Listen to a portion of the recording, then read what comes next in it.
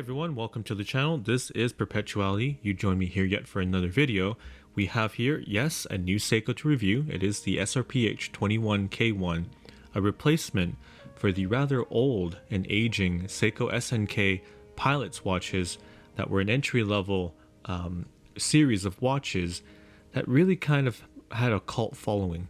Now, the reason why was because the cost of entry was so low at $70 to $85, with an automatic 7S26 movement, different dial options from white, blue, black, and even green. It was quite a popular watch, and rightfully so.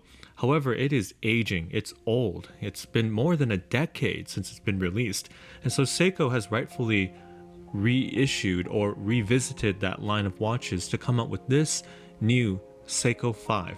It is actually quite an interesting watch. This new Seiko 5 is a victim of modern watchmaking. Maybe victim is a strong word, but it has gone up in size, from 37mm of the original SNK now to 39.4mm in diameter. However, the lug-to-lug length is conservative at 48.1mm, which means my wrist, which is about 6.4 inches wide, is able to wear this watch no problem. I do feel like the combination of the Milanese bracelet with that opaline cream white dial is a striking combination on the wrist, and it's really what caught me to bring this watch on for review. I do wish there was a no date arrangement. A cleaner Flieger Type B dial with a no date would be wonderful. However, the way that it wears and sits on the wrist is good. The lugs are not aggressively downturned. It is a rather flat case. But the overall compact dimensions of this watch is going to be not an issue for a majority of people. I've experienced a number of Milanese style bracelets over the years, and this is a good one. It flows nicely, it is solid, chunky, even substantial if you can say that. The hardware itself is not flimsy at all. In fact, it's quite comfortable and it doesn't rip out hair. The thing to know about this is that you can adjust it by flipping out the latch that you see right there and really adjust it to the size, to the comfort that you like. Overall, it's an impressive combination with this watch. The real star of the show, however, is that dial. It's more of an opaline sunburst white, warmer in tone. It has high contrast sword-like hands, coupled with a Type B Flieger arrangement with the larger numerals on the outside being the minutes and the center being the hours. You're getting a embossed, or rather polished, Seiko logo with darker polished hands to contrast on that white dial. Legibility is no issue here with this dial. If I can only have one wish, it is to have a no-date version of this watch. The day-date combination is rather telling of a Seiko 5. In fact, if you've got no issues with that and you're okay with it, this is a great dial to use and interface with. It's highly legible, it's easy to tell the time. In fact, it's one of the most enjoyable parts of me spending time with this watch. If there was room for improvement, it would be in the dial being loomed. I wish the numerals that spanned the minutes and the hours were actually loomed up, but I do understand that being that they're blacked out on a high contrast opaline white dial, it really is for legibility.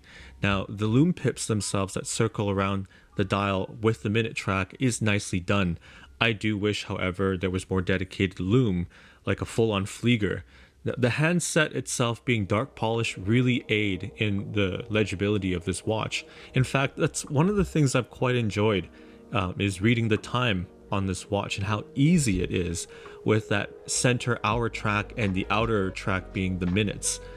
Overall, the case finishing is simple. You've got high polished surfaces on the side of the case, and you've got drilled lug holes, which is really a nice touch here. The overall polish work is quite impressive. I will say that, you know, there is just a very, very clean look about this watch that works so well. You have this concentric brushing on the top of the lugs, which is very simplistic. It's a larger type of brushing, not as refined as you'd come to hope, but keep in mind, this is more of a budget-oriented watch. There are other things to comment, which I do wish that this had the screw-down crown. It does not have that. It's a bit of a disappointment, but it does have 100 meters of water resistance. Flipping the watch around, we are greeted with the very familiar caliber 4R36. It is a 41-hour power reserve movement that beats at a slower 21,600 vibrations per hour. It is solid and has been featured in so many Seiko watches. You're not going to have really any surprises with this movement whatsoever.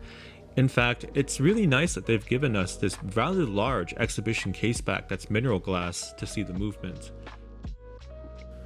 A watch normally has to catch my attention in many ways for me to consider opening my wallet to buy it.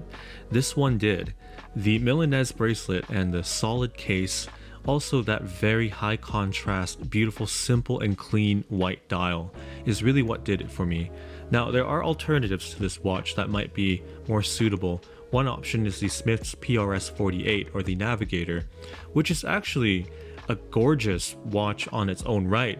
There is a parchment white dial offering that offers the same high contrast look, albeit this watch is a little bit more money than the Seiko. Keep that in mind. Another alternative could be within Seiko itself, the SRP21K1, which I think is actually a really gorgeous watch. I like the layout of that watch in terms of the dial a lot more, although it is a larger watch at 43.5 millimeters. That's probably the biggest downside, and I can't recommend it on that premise alone. But if you got larger wrists to handle this watch, it'd be an excellent addition to your collection. We could even explore an option from Hamilton, which is the Khaki Pilot. It's been around for quite some time. It has a sapphire crystal, an oversized crown, and a Flieger Type B dial similar to the Seiko that we have here today. With that being said, Seiko's done well to rejuvenate the Seiko S&K line of watches. I do feel like although Seikos have risen in value just like everything else, we should be pretty happy that Seiko's offering us still a budget, affordable option for the S&K line of watches. We really can't complain for more affordable Seikos, and I can only wish that Seiko would really work to rejuvenate more of the great Seiko 5 watches released in the past 25-30 years. On the Seiko SRPH21K1 is a good one. It does have Seiko's Lume Bright. Now, only the plots around the minute track is loomed up with the hands, and there's decent enough lume material that you could read this and use this as a time-telling device in the dark. However, I do feel like the numerals being loomed would have been an excellent thing to have here.